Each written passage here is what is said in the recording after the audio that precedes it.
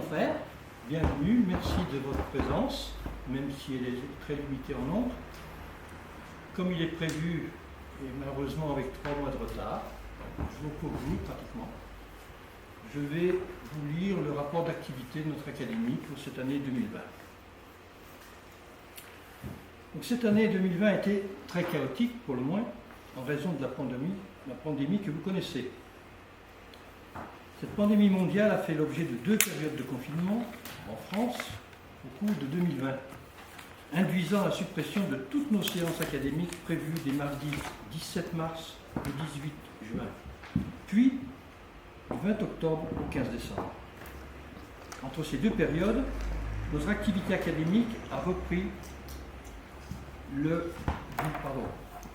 15 septembre au 13 octobre, un petit mois.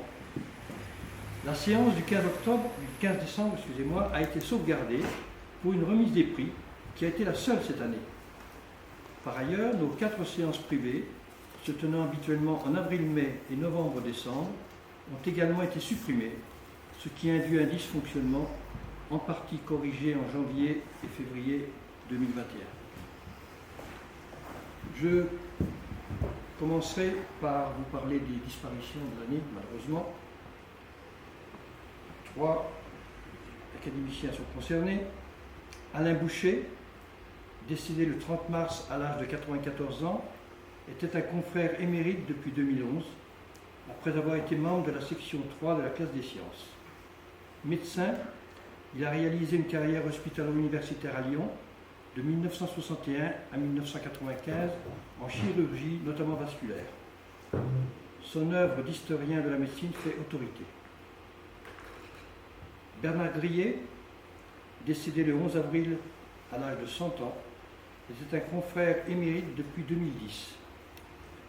Après avoir été membre de la section 2 de la classe des lettres.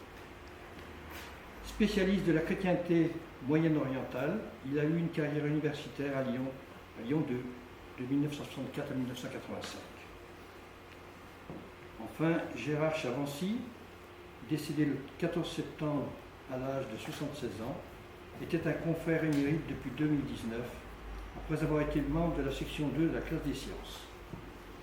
Biologiste animal, spécialiste du ver à soie, il a principalement réalisé une carrière de chercheur CNRS au sein de l'INRA à Lyon jusqu'en 2011. Je vais vous parler maintenant des séances publiques. Comme indiqué en introduction, les séances académiques du mardi après-midi se sont limitées à 13 communications et conférences et une remise de prix.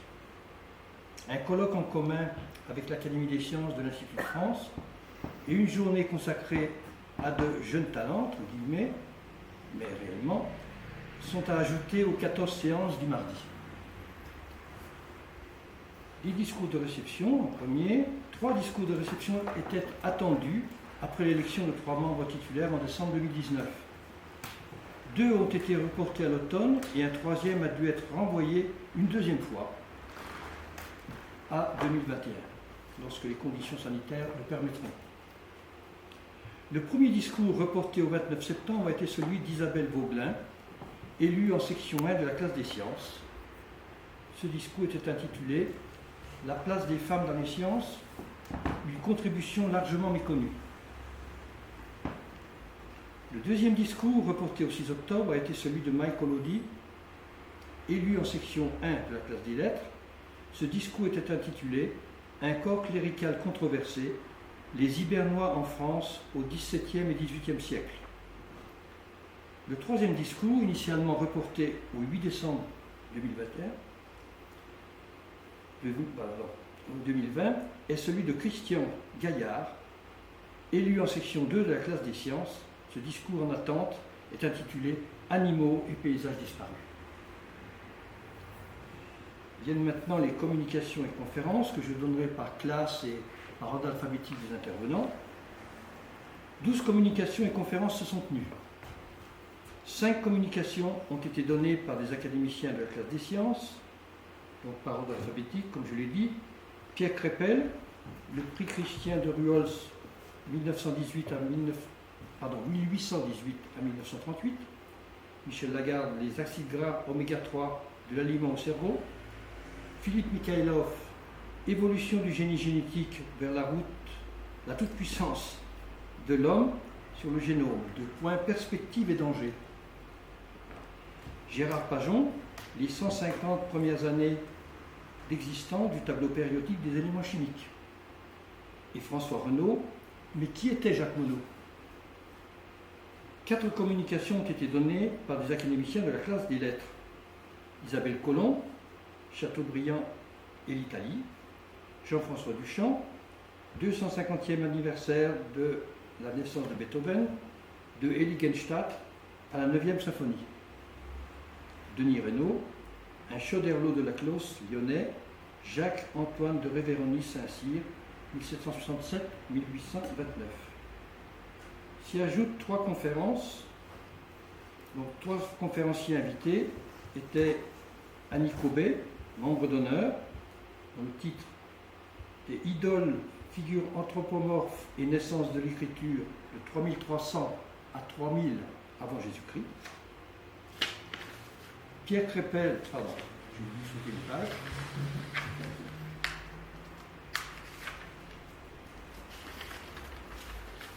Jean-Marie Humbert, L'origine des langues.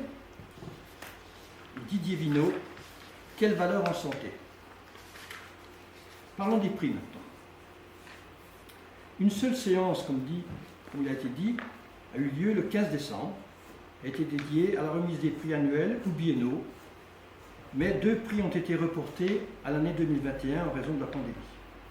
Il s'agit du prix Arlouin Courmont Institut Pasteur de Lyon et du prix Chermet Mourati. Le prix d'honneur sur un rapport de Pierre Crépel a été attribué à la Bibliothèque municipale de Lyon et remis à son directeur, Nicolas Gallo. Le prix de la Fondation Delancey et de la Hantille, sur un rapport de Gérard Pajon, a été décerné à Isabelle Colomb, membre titulaire de la classe des lettres. Le prix Ernest Brassot, sur un rapport de Pierre Crépel, a été remis à Antonin Bourquin. Le prix Thibault a été partagé entre 3 lauréats: Cédric Lorcet de l'École Polytechnique à Palaiseau, Guillaume Pignol de l'Université Grenoble-Alpes et Sarah Porteboeuf-Housset de l'Université de Clermont-Ferrand. Ces lauréats ont été choisis parmi 13 candidats, examinés par un jury présidé par Guy Chanfray, membre titulaire de la classe des sciences. Enfin, le prix du Fonds Rosa, sur proposition de la commission présidée par Jean-François Dichon, a été attribué à de nombreuses familles nécessiteuses présentées par les fondations lyonnaises habituelles. Toutefois, en raison de la pandémie, ces fondations n'ont pu réaliser cette année toutes les analyses auxquelles elles ont habituellement accès. Pour cette raison, le montant total distribué a été de 33 000 €. Le reliquat disponible sera affecté au prix 2021. Venons-en au colloque. 2 séances publiques extraordinaires ont été organisées. La première l'a été à l'initiative de l'Académie des sciences de l'Institut de France, qui tenait ainsi sa 2e réunion en région. Cette réunion de 2 jours, en collaboration avec l'École normale supérieure de Lyon et le Musée des Confluences, comprenait une demi-journée consacrée à Ampère, organisée à l'Académie de Lyon. Un comité mixte d'organisation a impliqué notre confrère, décidément, Pierre Crépel. Cette demi-journée a réuni plusieurs conférenciers au Palais Saint-Jean le vendredi 14 février au matin. Le programme en a été le suivant. Une introduction par Pierre Crépel et Étienne Guis, qui est secrétaire perpétuel de l'Académie des sciences pour la division des sciences mathématiques et physiques, sciences de l'univers et leurs applications. Après cette introduction, 4 présentations ont été faites, mais celle prévue auparavant par Sylvie Marion, historienne, membre correspondante de l'Académie, sur les femmes dans la vie d'Ampère, a été remplacée par celle de Pierre Crépel. Cette présentation était intitulée « Les relations entre l'Académie des sciences et celle de Lyon depuis 1700 jusqu'aux célébrations du bicentenaire de 1900 ». Les 3 autres ont été celles de Hugues Chabot, historien, Université Lyon 3, La physique en 1820, un petit âge d'or. Bernard Bru, historien des sciences à l'université Paris 5, Ampère et la ruine des joueurs. Enfin, Jean-François Pinton, physicien, directeur de l'ENS Lyon, So Many Dynamos. Je ne l'ai pas traduit, c'est le titre original. La deuxième réunion, hors séance hebdomadaire du mardi, correspond à une journée intitulée Jeunes talents. Elle était destinée à des conférences d'une demi-heure chacune. Cette journée, prévue un jeudi de mai, a été reportée en raison du premier confinement au jeudi 1er octobre. 7 jeunes talents de moins de 40 ans, ayant été formés et ou exerçant au sein de la métropole de Lyon, ont été sélectionnés en raison de la diversité de leur spécialité et pour avoir été remarqués précédemment.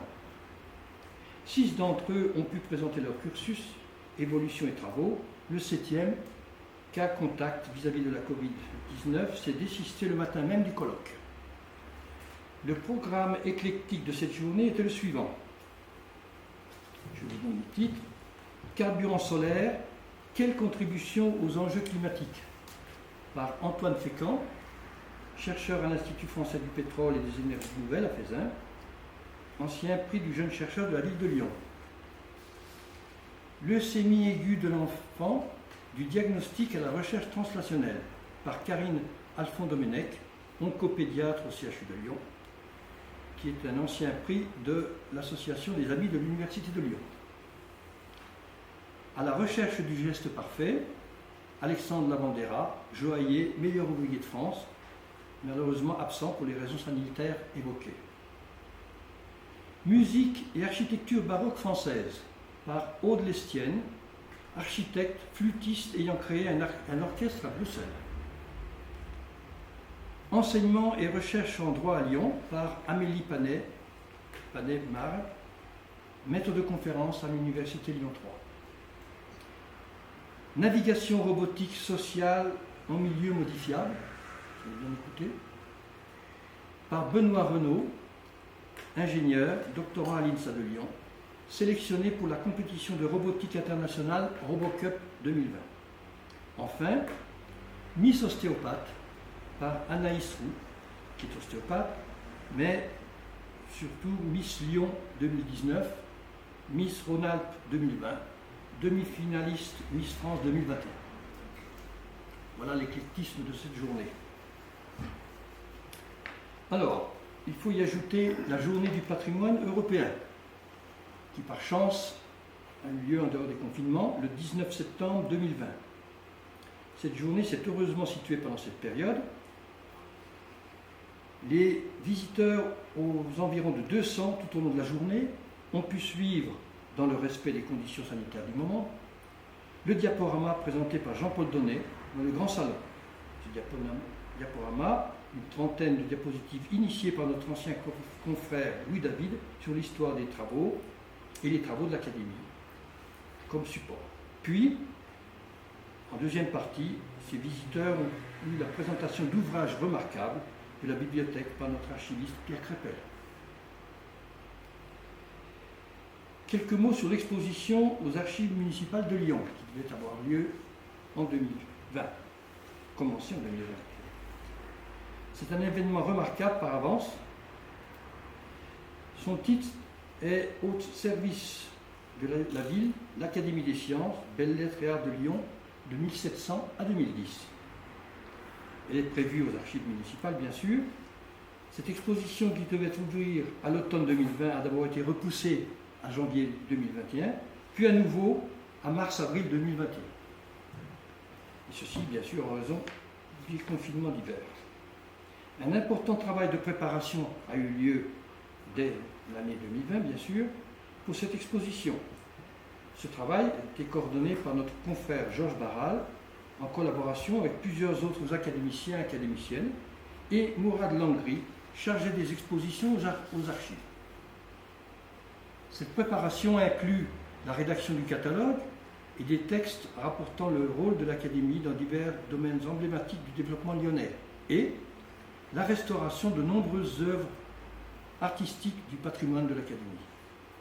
Ce travail de restauration a fait par ailleurs l'objet de plusieurs demandes financières et d'opérations de mécénat. Dans ce cadre, l'Académie a déposé un dossier de candidature au prix citoyen du patrimoine, Annie et Régis Néret 2021, qui n'a malheureusement pas abouti. Quelques mots sur les publications. En dépit de la situation sanitaire, et grâce au travail de la commission des publications, et tout particulièrement de sa présidente Marguerite Yon-Calvet, dont l'implication est remarquable, le tome 19, donc de l'année 2019, des mémoires a été publié au début de l'été 2020.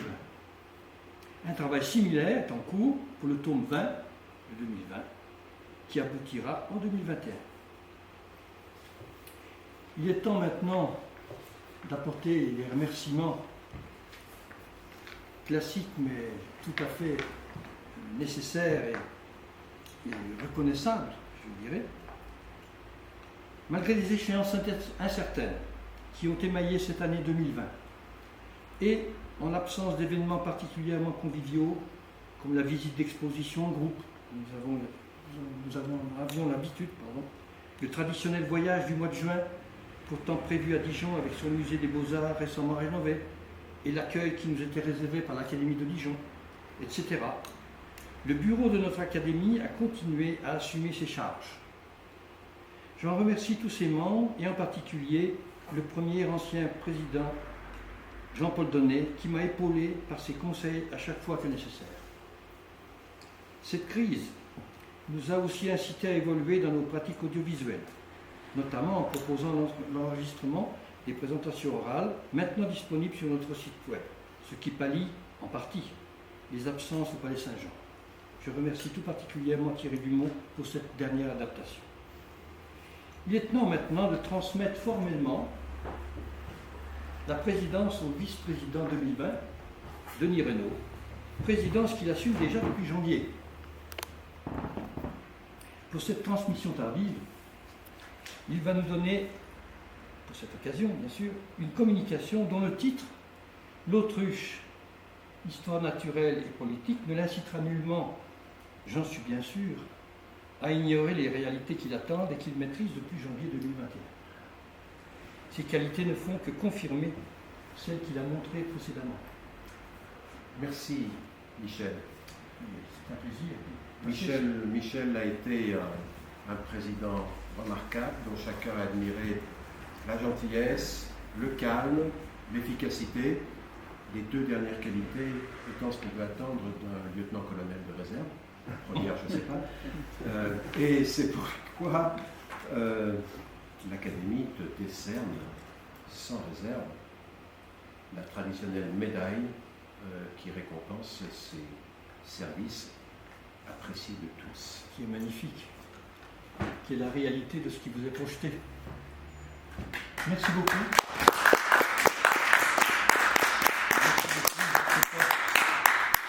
Je ne sais pas si je dois dire que je vais pouvoir respirer. Disons que l'année 2021 ne se présente pas. Oui. Tu peux respirer dans ton masque. Oui, pardon. Ne se présente pas forcément beaucoup mieux que 2020, en tout cas pour les programmes. Mais comme je te l'ai dit, cher Denis, je serai toujours là pour t'aider si tu en as besoin. Merci beaucoup. Tu as déjà commencé à le faire, ainsi que d'autres anciens présidents, et j'en suis vraiment reconnaissant. On coupe, puis on